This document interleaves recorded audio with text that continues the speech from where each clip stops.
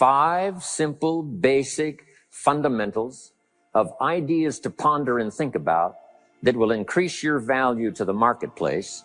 Could perhaps, like it did for me, multiply your income by 2, and then multiply it by 3, and then multiply your income by 4, and then by 5.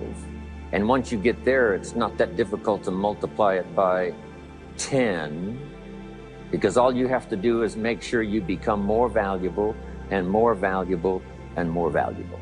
You don't have to work on the economy, because here's the first note. Each person's income is determined primarily by their philosophy, not by the economy. Once I understood that, then I said, well, I don't have to go to work on the economy. And the answer was no. You only have to go to work on yourself to make yourself more valuable. So now here's 5 things I want to share with you. And the first one is your personal philosophy. What could get you more prepared and ready for cashing in on the opportunity of the 21st century? And here's the first one, personal philosophy. Your personal philosophy is like a guidance system that helps you make decisions what to do, what not to do. From the information you get and what you learn and what you know, we decide. Maybe your philosophy would have been 5 years ago, never to attend seminars like this. You just didn't go. Now, 5 years later, here you are. Something happened along the way to change your mindset, saying, hey, for the money and the time, if I just get one good idea and walk away, it certainly is worth the money and the time. So now that little amendment in your philosophy, you now say, I'm going to regularly go, because it doesn't take but a few ideas to make a great difference in your income, personal life, social life, and all the rest. So now you know that's valuable. A change of mind, a change of idea. So that's what personal philosophy is all about. The more we learn, the more we know, the better we're able to make better decisions about 2 major things. Your philosophical guidance system does 2 things. For your notes, number 1, helps you to see the dangers on one side so you can avoid those. But here's what else your guidance system does. Personal philosophy helps you to see the opportunities on the other side so that you can expand those, maximize those. And here's what that's called. The game of life is to minimize the dangers and maximize the opportunities. And the more we know and the more we learn, the more experience we gather in sessions like this, from the sermon on Sunday morning to the books we read and all the rest, helps us to keep continually adjusting our philosophical guidance system so that we minimize more dangers, maximize more opportunities. That's really the game of life. I couldn't put it much more simply. So number 1, we're affected by what we know. Personal philosophy. Here's number 2, your attitude. First, we're affected by what we know. When I talk to the kids in high school classes, college classes, that's the first thing I tell them. Get the information while you're here. Right? Nothing worse than being stupid when you get out of school. So get the information. Being broke is bad, but being stupid is what's really bad. And what's really, really bad is being broke and stupid. Nothing much worse than that, unless you're sick. Right? Sick, broke, and stupid. That's about as far as you can fall unless you're ugly. Right? But surely that would be the ultimate, right? The ultimate negative life. Ugly, sick, broke, and stupid. So learn all you can. We're affected by what we know. So get the information. Don't be lazy in learning. Don't be lazy in going through the books, building your library, coming to classes like this consistently. Some of them will be so dramatic, your life will never be the same. Maybe this is one of those today. Next, we're affected by how we feel, attitude. This is the emotional part. We need the intellectual part to set sail. So as the winds blow, we can still get where we want to go. Redefine, keep strengthening our psychological and philosophical guidance system. But now we're also affected by the emotions. That's the power. And jot these notes down as I hurry along now. 4 things to consider on attitude and how you feel. Here's number 1. It's how you feel about the past. It's important to make the past useful. past experience, even past losses, past failures, as well as successes. To review it and go back over it, see where you went wrong, correct that, invest that now in the future. Don't live in the past, and don't carry the past around like a burden, but simply use your past as one of your mentors to help refine mistakes, make some changes that you can invest now in the future.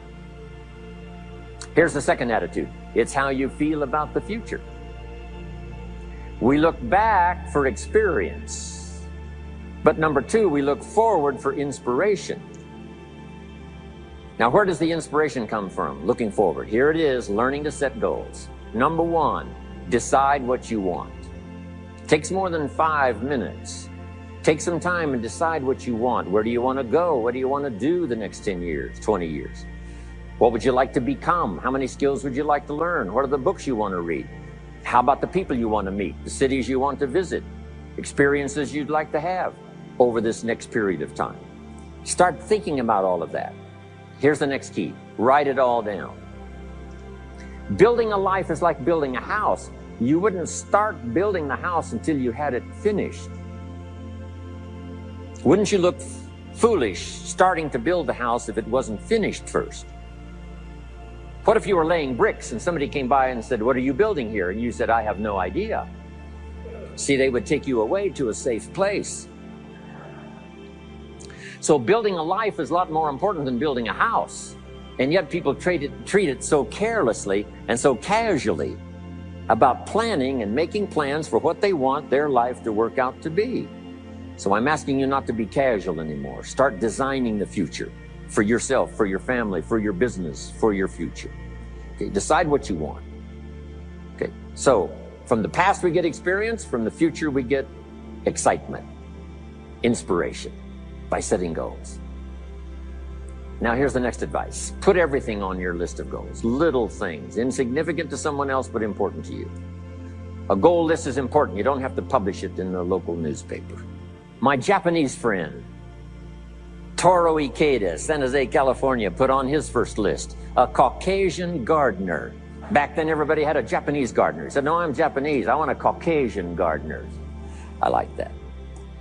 So set goals. Set the goals that'll turn you on, goals that'll get you excited.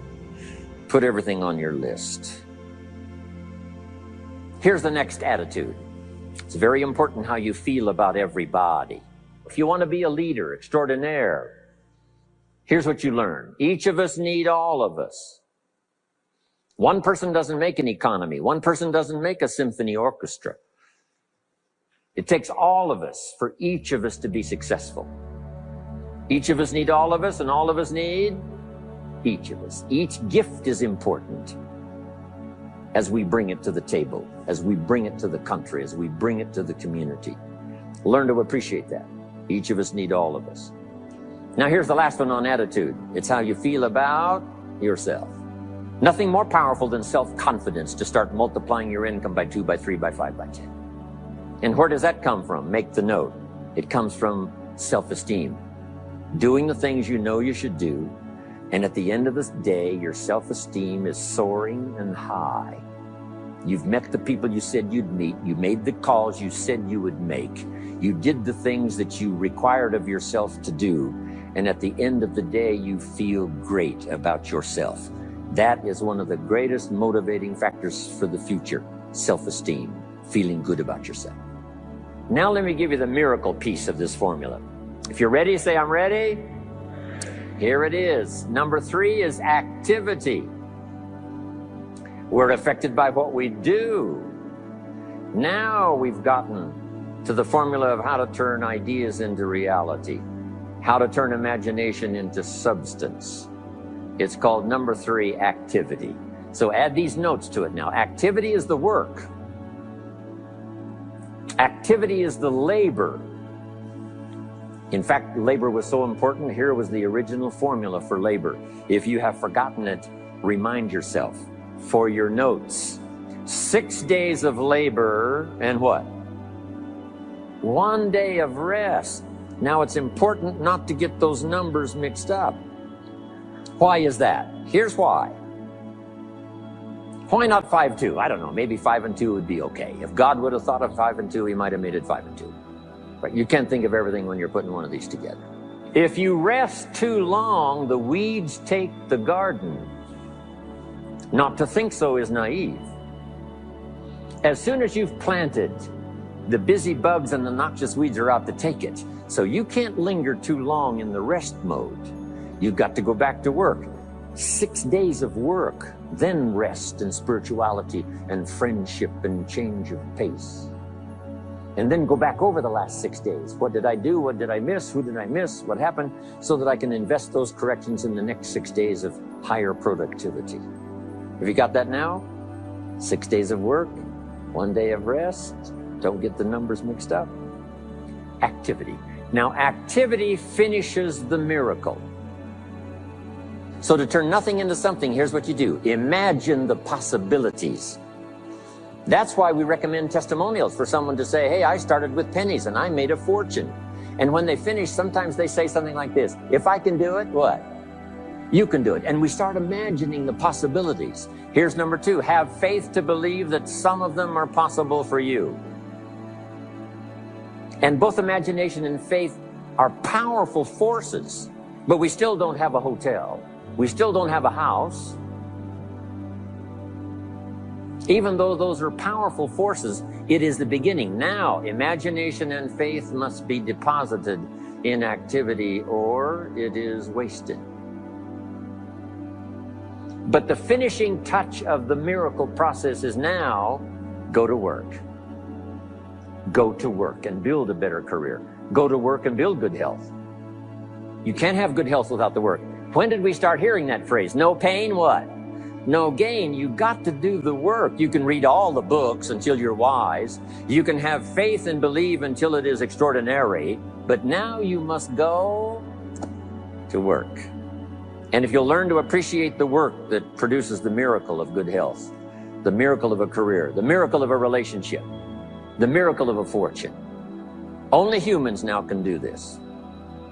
The birds of the field can't do it. No other life form can imagine and create something from nothing. Have faith and then build it and make it real. Only humans. It's an extraordinary gift. Depends on how often you use it. Number 4, learn to measure progress. Once you've set up a project now, you want to turn nothing into something, now you must measure your progress. How are you doing? Here's how we teach it to our children. Life expects us to make measurable progress in reasonable time. Measurable progress in reasonable time. That is the game of life. So part of it is not just to set up the proposed project, but as we start working on it, we start measuring how we're doing. Now, first, what is reasonable time? You can't ask someone every 5 minutes, how are you doing now? See, that's too soon. Guy says, I haven't left the building yet. Give me a break. Now, we can't wait 5 years. That's too long. So there's reasonable time. So make this note now. What is reasonable time? 1, at the end of the day. A conversation a father should have with his daughter today, because the magic is there. If he waits till tomorrow, the magic may be gone. Today. Next is a week. Make that note. Usually, we get paid by the week. Somebody adds up our value to the marketplace, out comes the check. The next week, somebody adds up our value to the marketplace, out comes the check. What I learned to do is to change my value to the marketplace so the check kept getting bigger and bigger and bigger. I didn't have to change the economy. I only had to change my stuff. Measure your own progress. Success is a numbers game. We demanded of our children, how many years do you want your child to spend in 4th grade? Approximately. About 1 year, right? You say, well, if they're nice kids, would you give them 3 or 4 years? You say, no, this is not a nice game. This is getting ready for the future. This is getting ready for the challenges and the opportunities. You can't linger in 1 grade more than 1 year. Now make this note. The same should go for us as adults. Don't linger more than 1 year in one grade of learning. Adult, management, entrepreneurship, leaderships of all kind. Keep up the pace of learning. Okay. The numbers. Measure. Count. Now here's the key. Face the truth. If you're only making this much progress, there's no use trying to kid the world, no use trying to kid anybody else, and especially don't kid yourself. If in a period of time you've only made so much progress, you just got to swallow hard and say, this is the truth.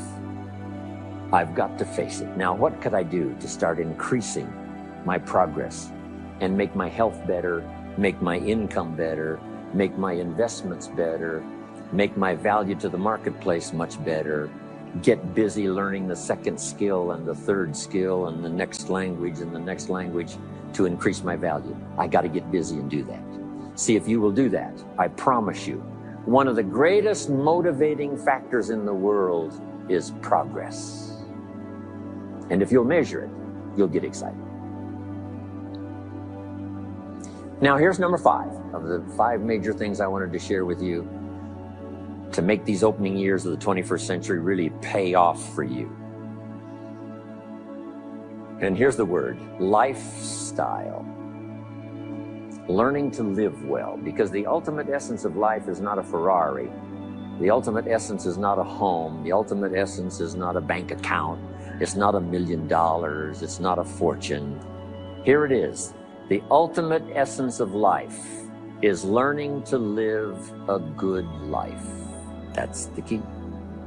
Whether you have modest resources or whether you have mega millions, either way, the real key is learning to live a good life. Productivity. You really won't be that happy if you don't produce. And here's the next bit of advice on that. Produce to the max if you possibly can. To produce a little is okay. To produce enough is okay. To produce some to get by is all right. But why not try productivity to the max? Andrew Carnegie, who built the steel industry back in the 30s, here's what Andrew said. I'm going to spend the first half of my life accumulating money. I'm going to spend the last half of my life giving it all away. He got so inspired by that goal that the first half of his life he accumulated $400 million, which back in the 30s was a lot of money. A mega fortune. Guess what he did the last half of his life? He gave it all away. I got a good question for you as we close. Here's the question. What's got you turned on? What's got you up early? What's got you eager to face the day?